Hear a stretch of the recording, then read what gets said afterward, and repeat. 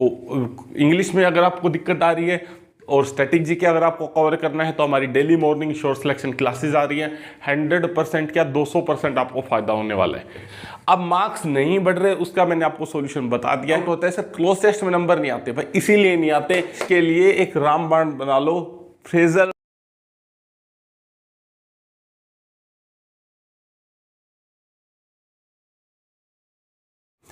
Hello everyone, mentor 365 channel में आपका स्वागत है। मैं सौरभ यादव डिटेल में डिस्कस करने वाला हूं सीपीओ जो आपका दिसंबर 2022 में होने वाला है।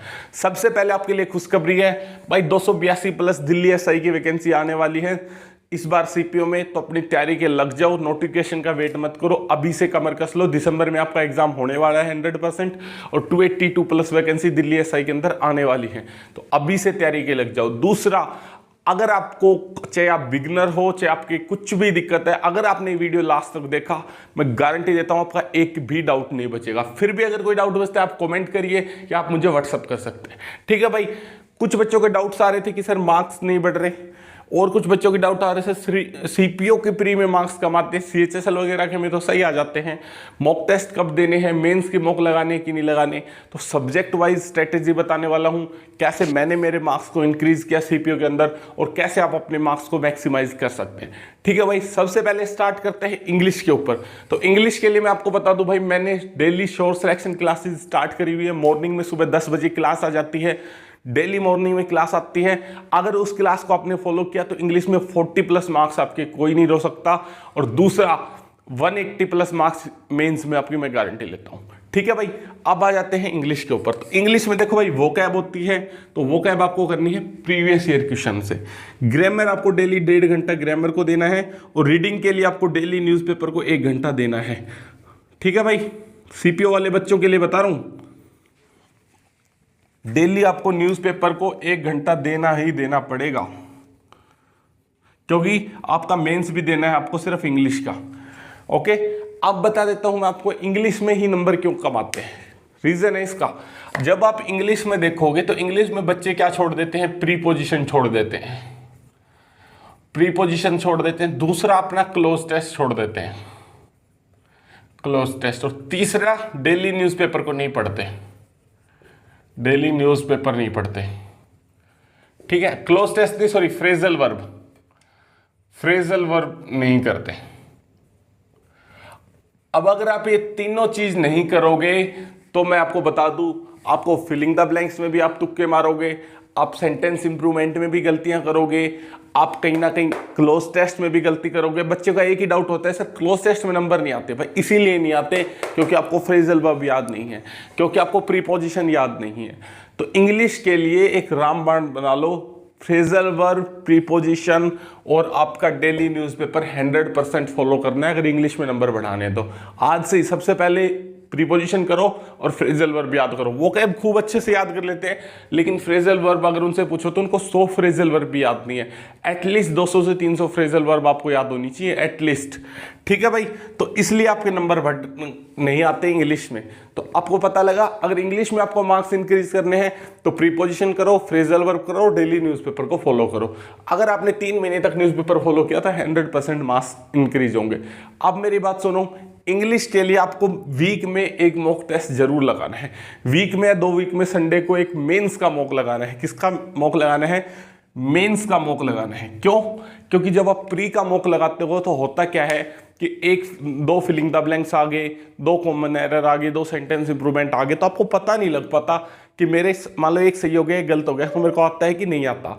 लेकिन जब आप मेंस का मॉक लगाओगे तो वहां पे 20 आपको एरर देखने को मिलेंगे, 20 सेंटेंस इंप्रूवमेंट देखने को मिलेंगे, 25 cloze test, 25 question cloze test के, 30 क्वेश्चन कंप्रीहेंशन के, 20 क्वेश्चन PQRS के। तो आपको प्रॉपर पता लगेगा कि भाई मेरा कौन सा सेक्शन वीक है। अगर रीडिंग सेक्शन वीक है कि मेरा ग्रामर सेक्शन वीक है, तो वहां से आपको प्रॉपर पता लगेगा। और वहां से जब आपको पता लगेगा तब आप उस पर काम करोगे, तब आपकी इंग्लिश इंप्रूव होगी, ठीक है भाई। तो अब डिस्कस कर लेते हैं नेक्स्ट सब्जेक्ट जो है मैथ, जो बिल्कुल गले की फांस बना हुआ है सीपीओ वाले बच्चों के लिए, क्योंकि बच्चे सोचते हैं कि यार मैथ नहीं हो पा रहा। मैथ के लिए आपको मैं बताऊंगा, मैथ में 2 चीजें होती है, एडवांस मैथ और अर्थमेटिक मैथ। तो भाई डेली दोनों को डेली करना है, 2 घंटे एडवांस कर लो, 1.5 घंटा अर्थमेटिक को दे दो। इसलिए क्योंकि देखो आजकल एडवांस मैथ ज़्यादा पूछने लगी है एसएससी, और एडवांस मैथ में क्या होता है, अगर आप बार बार क्वेश्चन को नहीं करोगे तो एग्जाम के अंदर जाके वो क्वेश्चन सोल्व नहीं होगा। जब तक 3 से 4 बार आपका क्वेश्चन निकाला हुआ नहीं है एग्जाम में आपने देखा, तो तब तक वो सोल्व नहीं होगा। तो डेली आपको मैथ को 1.5 घंटा देना है अर्थमेटिक को, और 2 घंटे देने हैं एडवांस मैथ को। भाई पक्का देने पड़ेंगे, इसका कोई अल्टरनेटिव नहीं है। दूसरा, मैथ के लिए भी आप एक मेंस का मॉक जरूर लगाएं। देखो डेली मॉक टेस्ट लगाना है आपके ऊपर है, सीपीओ का मॉक नहीं लगाना है डेली। सीपीओ का मॉक वीक में 1 लगा सकते हैं, बहुत है। अभी 3 महीने के लिए सीपीओ का मॉक वीक में 1 लगाएं, और मेंस के टेस्ट एक बार लगा लिया वीक में, आपको अपनी कमियां पता चल गई। जब तक वो कमियां 15 दिन 20 दिन में दूर नहीं हो जाती, तब तक दूसरा मॉक ना लगाएं। ठीक है भाई, तो मैथ का मॉक टेस्ट लगाएं मेंस का, तो आपको पता लगेगा भाई कि उसमें 20 क्वेश्चन ज्योमेट्री क्या है, तो आपको बिल्कुल पता लग जाएगा मेरी ज्योमेट्री वीक है कि नहीं है। 15 क्वेश्चन नंबर सिस्टम क्या है, ट्रिग्नोमेट्री क्या है, तो आपको एक एक चीज बिल्कुल बारीकी से पता लग जाएगी जब अपना मेंस का टेस्ट देते हो। दिक्कत यही आती है, बच्चे बार बार प्री का सीजीएल का मॉक लगाते रहते हैं, पढ़ते रहते हैं, मॉक लगाते रहते हैं, और उनको कभी नहीं पता लग पाता कि उनकी कमियां कहाँ हैं और उनको दूर कैसे करना है। तो मेंस के मॉक टेस्ट लगाने बहुत जरूरी है, डेली लगाना नहीं है बिल्कुल भी। एक बार मेंस इंग्लिश का मॉक लगा लिया, मैथ का लगा लिया, उसमें जो कमियां आई जब तक उनको दूर नहीं कर लेते तब तक दूसरा मॉक नहीं लगाना है। ठीक है भाई, लेकिन सीजीएल और सीएचएसएल वाले मॉक आप डेली लगा सकते हो, उससे आपकी फ्लुएंसी बनी रहती है, उससे आपकी कंटिन्यूटी बनी रहती है।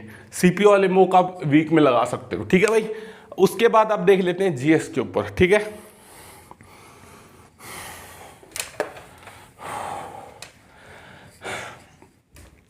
तो भाई जीएस में क्या होता है, जीएस में 3 पोर्शन होते हैं। पहला होता है करंट अफेयर, दूसरा होता है आपका डिस्क्रिप्टिव बोल देते हैं जिसको, और तीसरा होता है एमसीक्यू। तो भाई प्रीवियस ईयर एमसीक्यू 100% प्रैक्टिस करनी है। जीएस में करंट को वीक में देखते रहो, वीकली करंट अफेयर करते रहो, वीक में एक बार कर लिया बहुत है, 2 से 2.5 घंटे। डिस्क्रिप्टिव का मतलब क्या है, डिस्क्रिप्टिव का मतलब क्या है कि आपके पास कोई नोट्स हैं या आप ल्यूसेंट से पढ़ रहे हो, कहीं से भी पढ़ रहे हो, कोई मर्जी बुक है वहां से आप इसको करो, लेकिन डिस्क्रिप्टिव पढ़ो। डिस्क्रिप्टिव का मतलब उसको लाइन लाइन से पढ़ो, लेकिन डिस्क्रिप्टिव पढ़ने के बाद एमसीक्यू जरूर लगाने हैं। अगर आपने एमसीक्यू नहीं लगाए तो आपका स्कोर नहीं आएगा। Previous year MCQ current chapter wise आती है, उसको अच्छे से रट लो, कंटेस्ट करके जाओ, उसमें से डायरेक्ट 25 से 30 क्वेश्चन आपको सीपीओ के एग्जाम में देखने को मिलेंगे, डायरेक्ट मैं गारंटी दे सकता हूं। और तीसरा, स्टैटिक जीके डेली 15 से 20 मिनट करना शुरू कर दो जीएस के अंदर। जो मैं डेली मॉर्निंग में शॉर्ट सिलेक्शन क्लास चला रहा हूं, उसके अंदर भी मैं स्टैटिक जीके आपकी करवा रहा हूं, तो उसको आप जरूर फॉलो कर सकते हैं। ठीक है भाई, अब बात रही रीजनिंग की, तो रीजनिंग आपको मॉक टेस्ट में पता लगता रहेगा आपका क्या वीक है, और रीजनिंग में सबके अच्छे मार्क्स आते हैं, लेकिन फिर भी रीजनिंग में 5 से 7 नंबर कट जाते हैं। ये नंबर नहीं कटने चाहिए। आज ही अपना जाके कैलेंडर, काउंटिंग फिगर और 1-2 टॉपिक और है जो आप सबको पता होता है कि हमारे वीक हैं, लेकिन आप उनको प्रैक्टिस नहीं करते हो, तो आज ही जाके उनको प्रैक्टिस करें और अच्छे से अपना रीजनिंग को स्ट्रॉन्ग कर ले। एक भी डाउट पेंडिंग नहीं रहना चाहिए आपका रीजनिंग में, एक भी टॉपिक ऐसा नहीं रहना चाहिए जिसपे आपने 100-150 क्वेश्चन, वीक टॉपिक जिसपे आपने 100-150 क्वेश्चन नहीं लगा रखे हो। ठीक है भाई, तो रीजनिंग पे जरूर अपने 100-150 क्वेश्चन लगाएं अगर आपका कोई भी टॉपिक वीक है तो।